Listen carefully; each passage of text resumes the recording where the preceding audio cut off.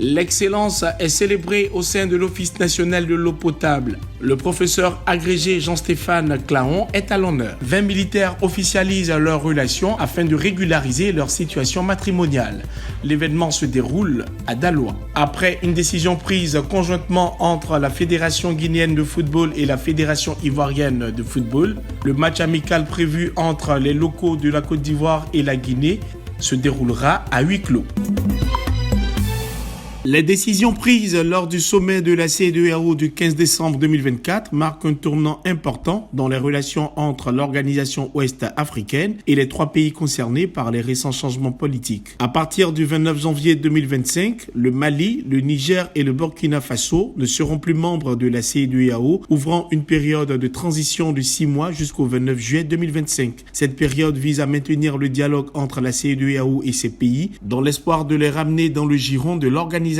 Omar Touré, président de la commission de la CEDEAO, a précisé que les présidents du Sénégal et du Togo verraient leur mandat prolongé pour continuer leur rôle de médiateur. Le président sénégalais Bassirou Diomaye Faye a quant à lui exprimé des signes de progrès dans les négociations pour établir les relations entre la CEDEAO et les trois pays. Cette rupture découle du coup d'État au Niger en juillet 2023, qui a été le dernier d'une série de renversements de régime dans la région, soulignant des défis sécuritaires et politiques complexes.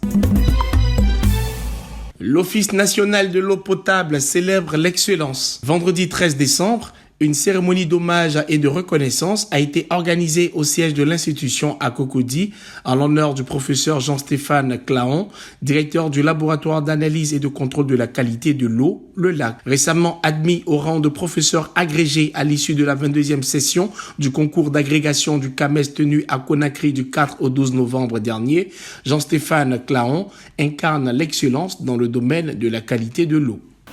Notre choix, nous, de travailler à l'Office national de l'eau potable, repose sur notre volonté d'aider les populations pour apporter par notre savoir-faire, nos compétences scientifiques, techniques et managériales à œuvrer pour améliorer l'accès à l'eau. Avec 4 professeurs agrégés, dont 3 en qualité et 1 en recherche de l'eau, le lac se positionne comme une référence dans la sous-région. Tous ont été célébrés pour leur contribution exceptionnelle. Lorsque vous récompensez votre enfant qui a été brillant à l'école, vous n'attendez pas les fêtes de Noël pour lui donner son cadeau. Vous lui donnez le cadeau en dehors donc des fêtes de Noël. Alors ce que nous avons fait aujourd'hui, il s'agit de faire reconnaître au sein de l'ONEP les scientifiques de haut niveau. Un hommage mérité à ces experts dont le savoir et le savoir-faire augurent un avenir prometteur pour l'eau potable en Côte d'Ivoire. Des élèves en pleine plantation de cacao à Tahabo. Issus de l'EPP Philippe Yassé de Tahabo, ils prennent part à une visite tout en inspectant des cabosses. Les élèves sont ainsi plongés dans l'univers des planteurs pour observer de près le travail qui est abattu pour récolter ce produit stratégique de l'économie ivoirienne.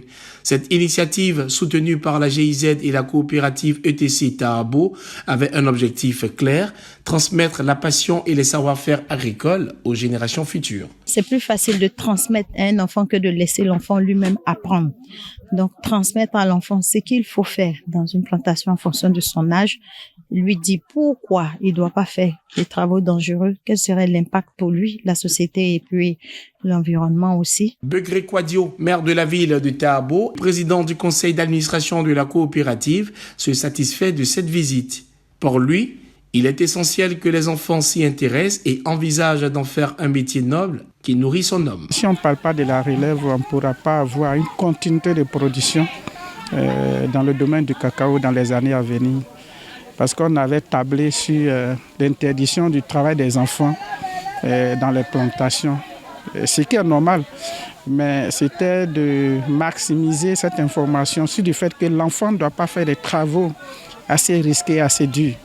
Mais l'enfant doit s'intéresser à l'agriculture. Cette journée de la relève agricole à Tahabo ne s'est pas seulement transformée en une immersion éducative, mais en un appel à la préservation et à la valorisation de l'agriculture, particulièrement le cacao, cœur battant de l'économie ivoirienne.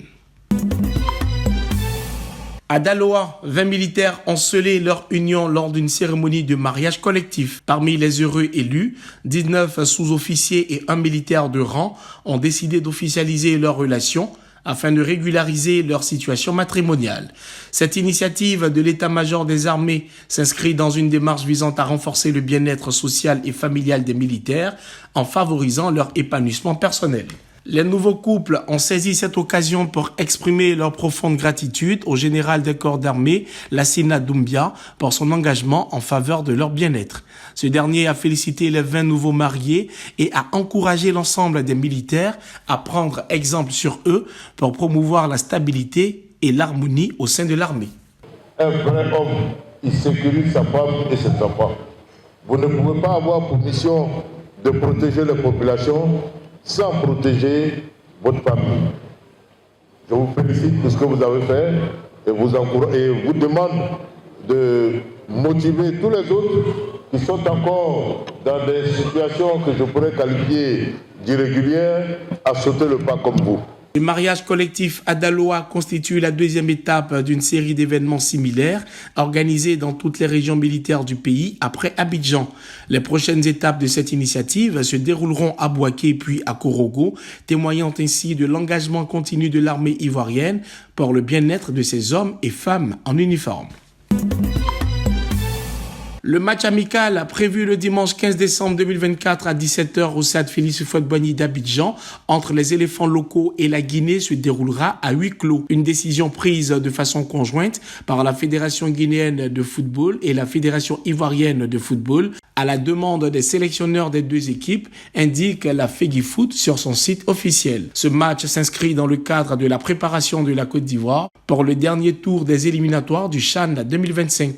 L'équipe locale affrontera le Sili national dans ce test match avant de rencontrer le Burkina Faso la semaine suivante.